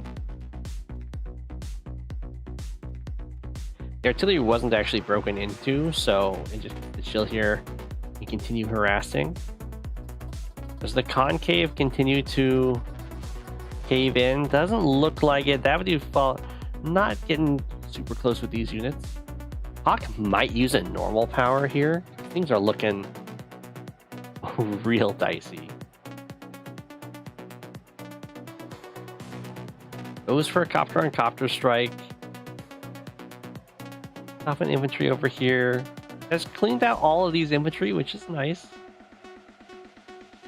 Infantry first strike. I mean, I think you have to normal power, or is Hawke going to be able to make it to the super? It doesn't look like it. You have tank sacrifice. Ooh, okay, tank sacrifice into the Neo tank strike. Does make it to the super. Huge deal. Gets to heal up some units and also do 2 damage to all of Eagle's units before getting hit by the Eagle super. It's still going to get hit by the Eagle super, and it's going to be very painful. But at least, like, Eagle doesn't have all the money. Like, Neotank being built here or Bomber being built here would both be really good, but not super easy to do. Although we can join units together, of course, as Eagle to get the money to do that kind of stuff. And it's not even that bad to do.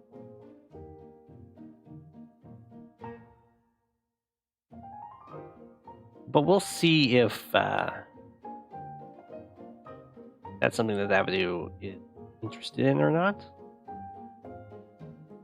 Really odd attack orders there. And now we're going to start joining some units together.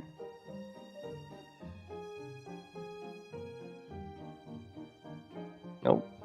Not for heavy hitters, just for copter tank. Okay.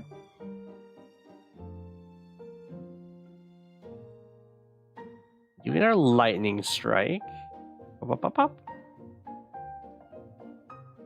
Looks like this city might fall.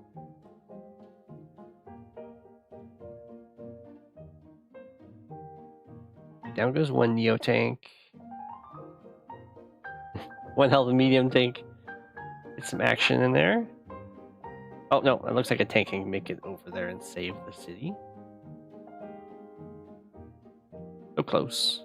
The artilleries get to be bobbed. Okay, well, still looking very good for Eagle. Even with, I was with Hawke getting the super first.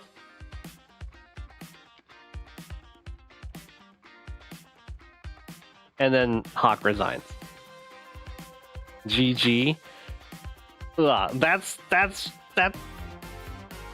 just rough, right? You're like, that couldn't have gone much better, and then you still get wiped out. I mean, there's a full health Neo tank here. There's still quite a few tank attacks. I don't know if he is quite a resigned territory.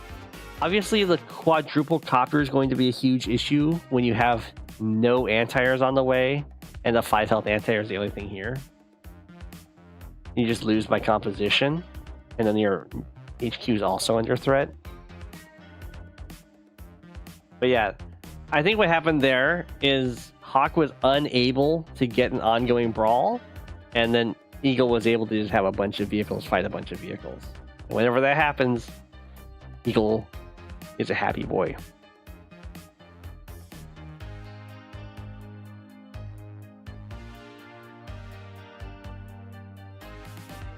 I got Randomwayz versus Jonathan, Page Avenue.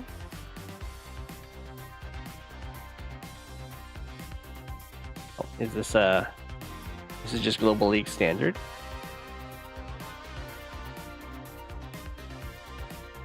So here, Randomwayz, I will let you be couple dice. I'm just a what a guy.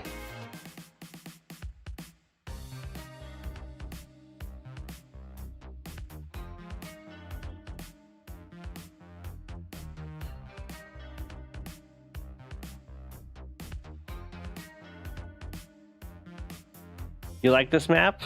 The map with the weird comm tower? I mean, Hawke was slightly outcapped, I guess. Let one city kind of go. The early recon didn't do much.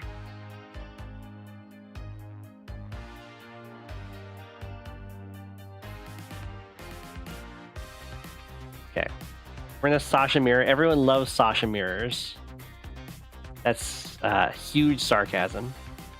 I hate Sasha mirrors. I think it's worth going for the comm tower on this map. That's a hill I'm willing to die on. Not everyone agrees, but I say it's worth it. So Sasha mirrors are very awkward. Everyone's got, of course, the increased income, so that's kind of a moot point. But you use your normal power essentially to get +10/+10 stats, and then you wipe out your opponent's charge. You're just doing that back and forth. You're never going to get the super ever, and even if you do get the super, it's garbage. Sasha's got an awful super.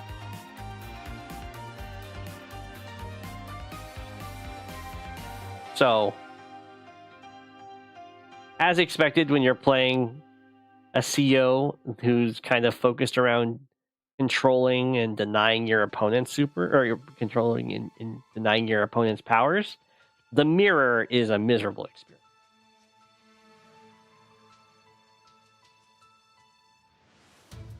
you don't really get to do the things that Sasha likes to do.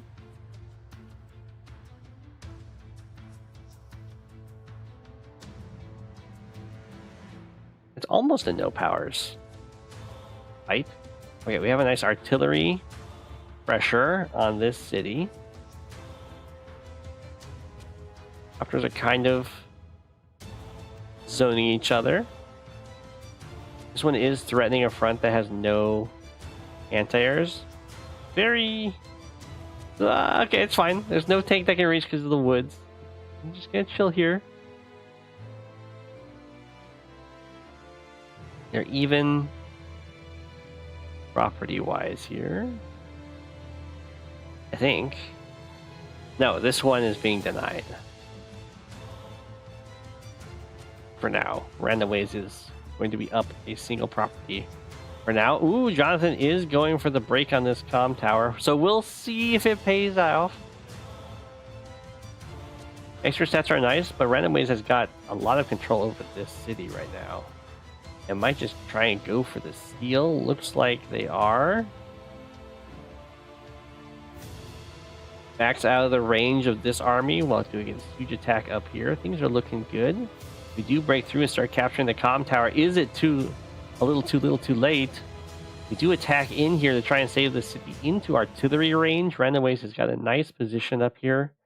The anti-air is outside of artillery range, but we do have a tank that can come in and hit it. We do have backup anti-air though, so it's not the end of the world.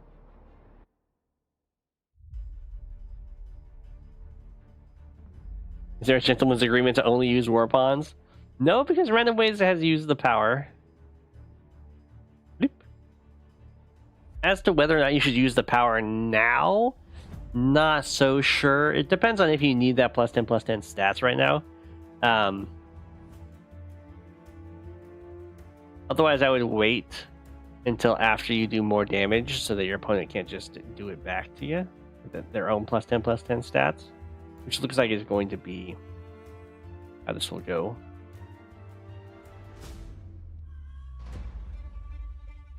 Bop, bop. Okay, the copter does go down, so not great blocking there for Randomwayz. The cities are also saved. Ooh, and then this anti-air gets hit. The artillery does survive, but it's running out of blockers, so it's going to quickly run into the situation of sure it can fire, but after that it just dies, and you have to like, do I want to lose my artillery to get one shot off or not? Randomwayz decided to go for the bomber approach. Bombers, of course, will one-shot pipe seams. They do exactly 99, which is the pipe seams health.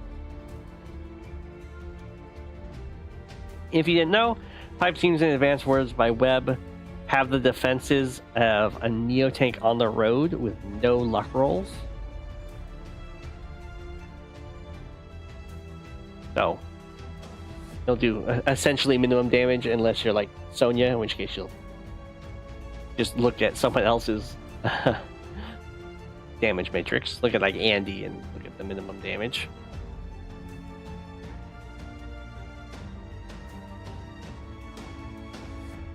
Down goes this anti-air. Makes this copter invincible. So the artillery did indeed back off, which kind of makes all those attacks fairly free on it, or like on the last turn free. It's just the dangers of artillery when they don't have quite enough support. Bomber to get tower. Now Randomwayz is quickly falling apart over here. We still have this nice Neo-Tank though. It's kind of... I mean, the Neo-Tanks run into the problem of it's dealing with a ton of artillery. So we'll see if we can get anything done. You have a power used. Does guarantee these clears. So it gets to shoot and hit an artillery in artillery range, but is on a city, so not like the worst thing for sure.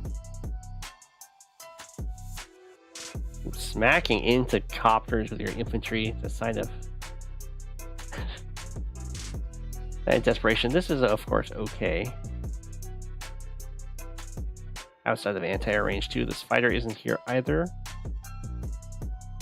That's a pretty good attack from Randomwayz.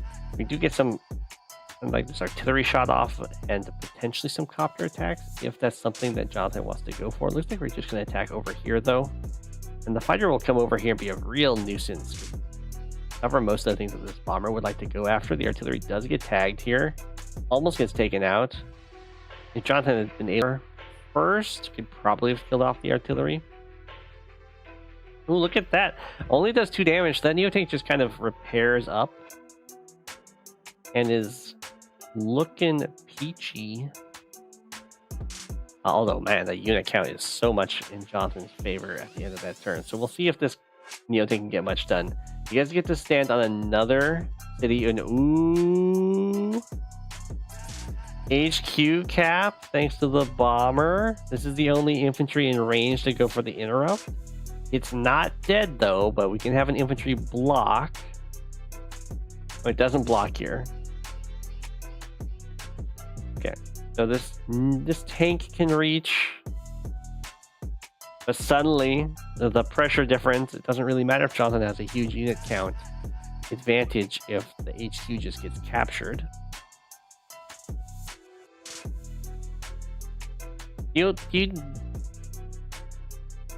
Does the bomber need a tower? I don't remember. Now I don't remember. I thought I didn't need a tower.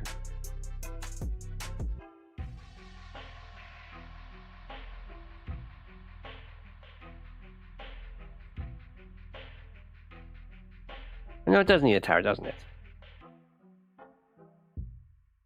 Okay, so we do go in here.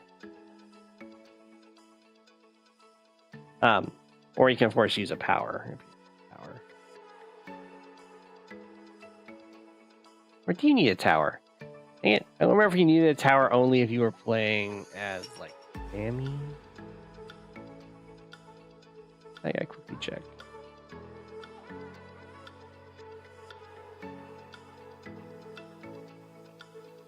I can't look at those games.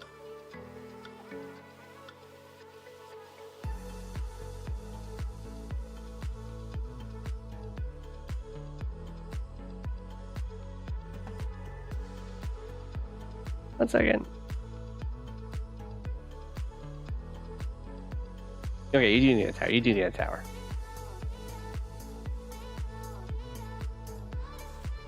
So with a tower, a bomber will one-shot, or a power. It needs plus 10%.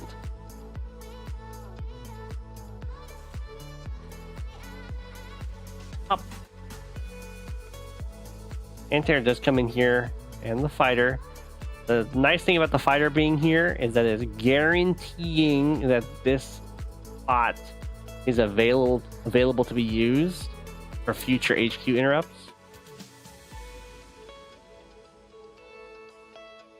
And I think it's down to 6. It wasn't on a friendly city this time.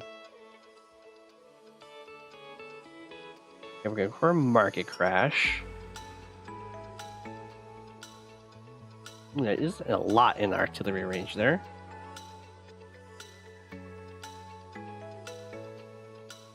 Bomber zooms in, hits this anti-air. Okay. 1. So you just have to do 3 damage. And we have 2 infantry that can do that right now. So it's not captured yet, and huge sacrifices to get this amount of push into this fight. The fighter will have to move. It will no longer occupy that tile. We are going to do a sacrifice, which makes sense. Followed by some more sacrifices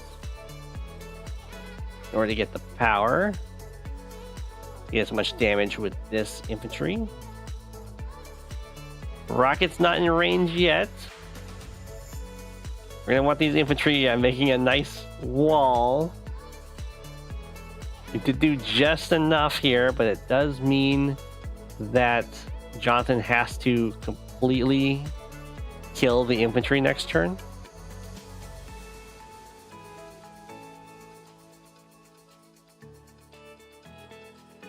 Which Looks like it's going to be tough. Pop. Pop. Neo tank can stand in the way. It doesn't. Tank can stand in the way. It's okay, a copter will. So. Okay, Randomwayz is going to start deleting units. The deleting units is so Jonathan can't get charge off of them. Although some of those didn't need being cheeky.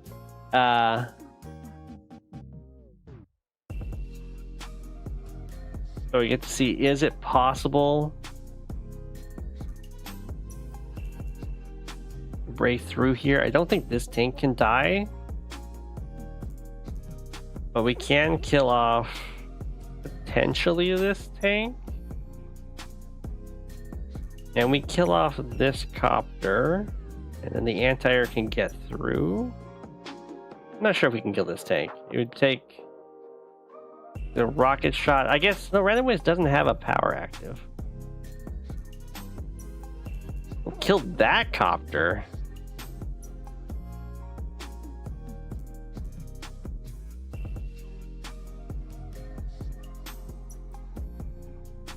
Well, that's not gonna work. Boom, boom, boom. Delete into resign. Oh, just let Randomwayz finish it. GG. I'm not sure if there was a breakthrough. Probably not. Oops. I can look back. I don't think the rocket one-shots the tank on the shoals. Because you need to hit this from two sides. Yeah, there's no way you can break through here.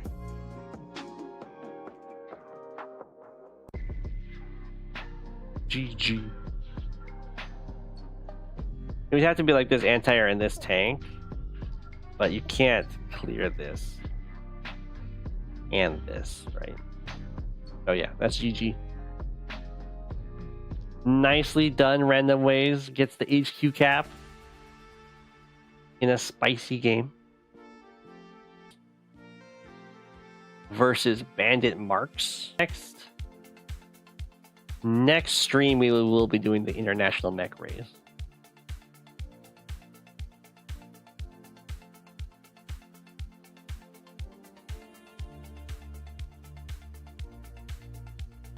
Look at that, they're already the correct factions.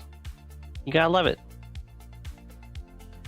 So Grimm versus Sami. This is probably Sami's worst matchup in Tier 4. It's like the one thing you've got going for yourself as Sami is that if people recon harass you, at least you can finish your captures. But when Grimm recon harasses you, you don't get to finish your captures. These recons just do that much damage. However, MechDonalds is not going to go for a recon opener, as is the classic method for fighting Sami, and it would look really nice over here for sure. Just goes for a tank opener.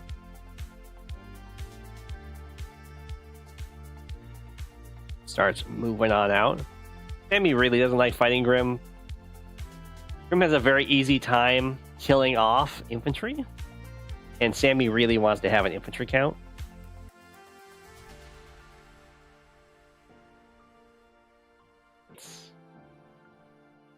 Sami does, of course, have the lower damage vehicles. Although right now, Sami has both comm towers. Sami's trying to dream the dream. It's a little tank kill over here. Nothing's covered by MechDonalds, even with the tank first. Decided to go over here. Now, it's very important here as Grimm to see Sami have both comm towers and be like, oh, thank goodness, I am like automatically ahead in income, and I can just go take this comm tower.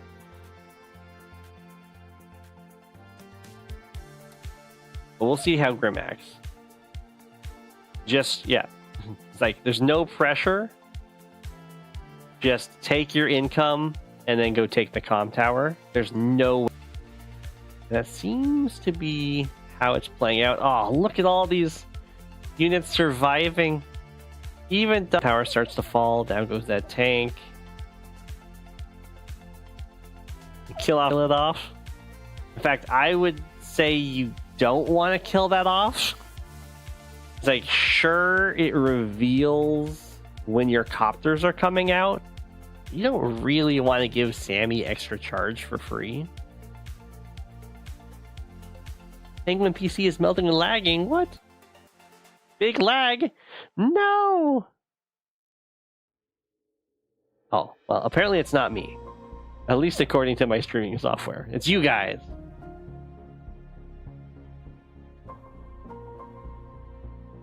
Ooh, look at that. Clean one-shot pop.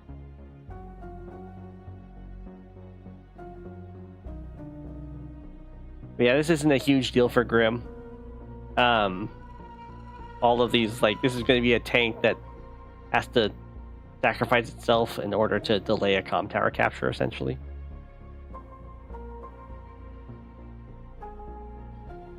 Knuckle Duster. Pop, there goes a Sami infantry. Tank survived at 1. Down goes the tank.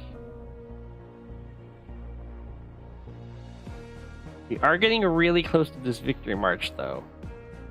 And while Sami has lost quite a few infantry, we still have 12 on the map. So it's a real threat. On the downside for Sami is, like, what are the prime targets usually for victory march? And it's usually like, I'm going to steal the comm tower. We've been sacrificing a lot of units to already own the comm tower. So you can run into a situation where, like, Grimm would put stuff on all these cities, and then your victory march, like a blind victory march, doesn't end up getting much done. In this case, it looks like a victory march would take these 2 cities so far. Do we have a victory march? Looks like we're not going to victory march this turn. A nice breakthrough to hit this artillery for sure. Up. There is an anti-air covering this. No Grimm power used either. Continuing to fight over this comm tower. Are we going... None of these units moved. It should have definitely moved this infantry to be just like a tiny bit closer to this city. The copter. You have to take out that infantry. Stand here. Really, this is not a bad exchange for Grimm, because Sami is trading out infantry here, which is kind of the only thing she has going for her. Here comes the Haymaker.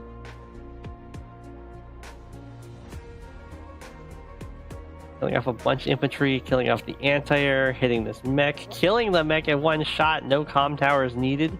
There we go. Start standing on more of your cities, indeed. If possible, I would have an infantry standing on the HQ as well. We're going to victory march. It's going to take, like, this neutral city. And this city, probably?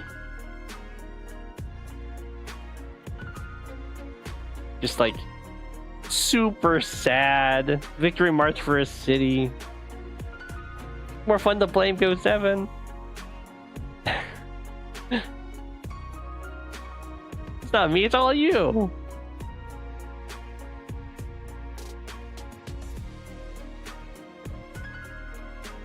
Ooh, a huge dive in by MechDonalds. I don't know about that, but okay.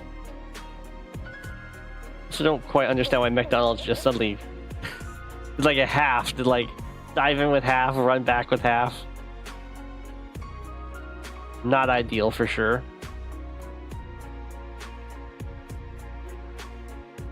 Medium tank on the way.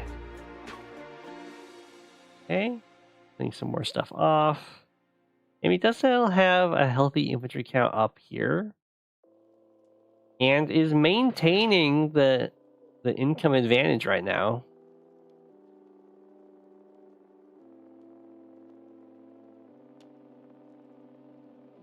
So as Grimm here, for one, you're of course doing amazing because it's like the kill count, but you don't have to go after this comm tower.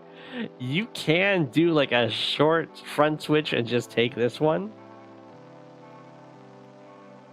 So I can understand the appeal of like trying to grind Sami's units to dust.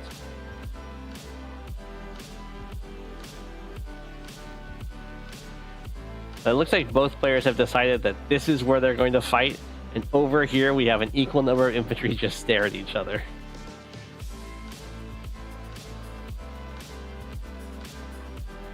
Okay, fighting continues. We have another haymaker. Looks like the medium tank will be kind of like the last thing standing. There's nothing that reaches copter. Oh, the 3 health copter could hit it if it wants to. Oh, okay, got knocked down to 4 too. Yeah. Tons of damage. Almost double the unit value, unit count. Not unit value, but unit count.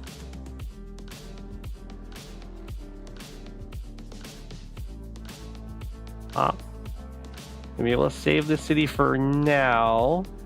Tower does look like it's gonna fall soon. Sami did start inching forward a little bit over here. We do have a victory march on the way. Grimm should really be standing on these cities.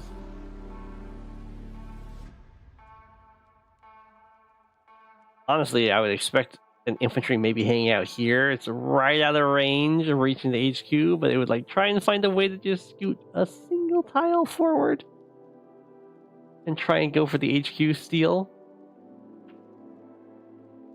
There we go. Yeah, having a tank sit on it. Good.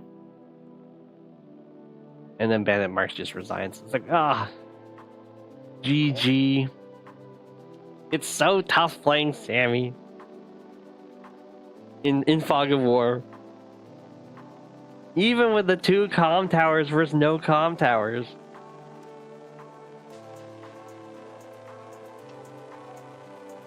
It's a very honest slugfest.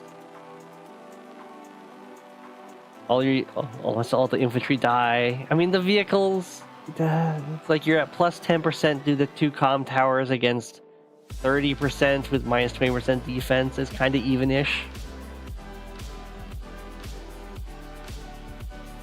Alright, that was our last game of the day. I hope people enjoyed the stream. I leave you with an apple, and I do believe I will be helping Humida out on Sunday on his stream tournament.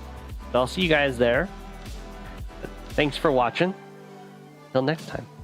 It's Go7, king of the penguins.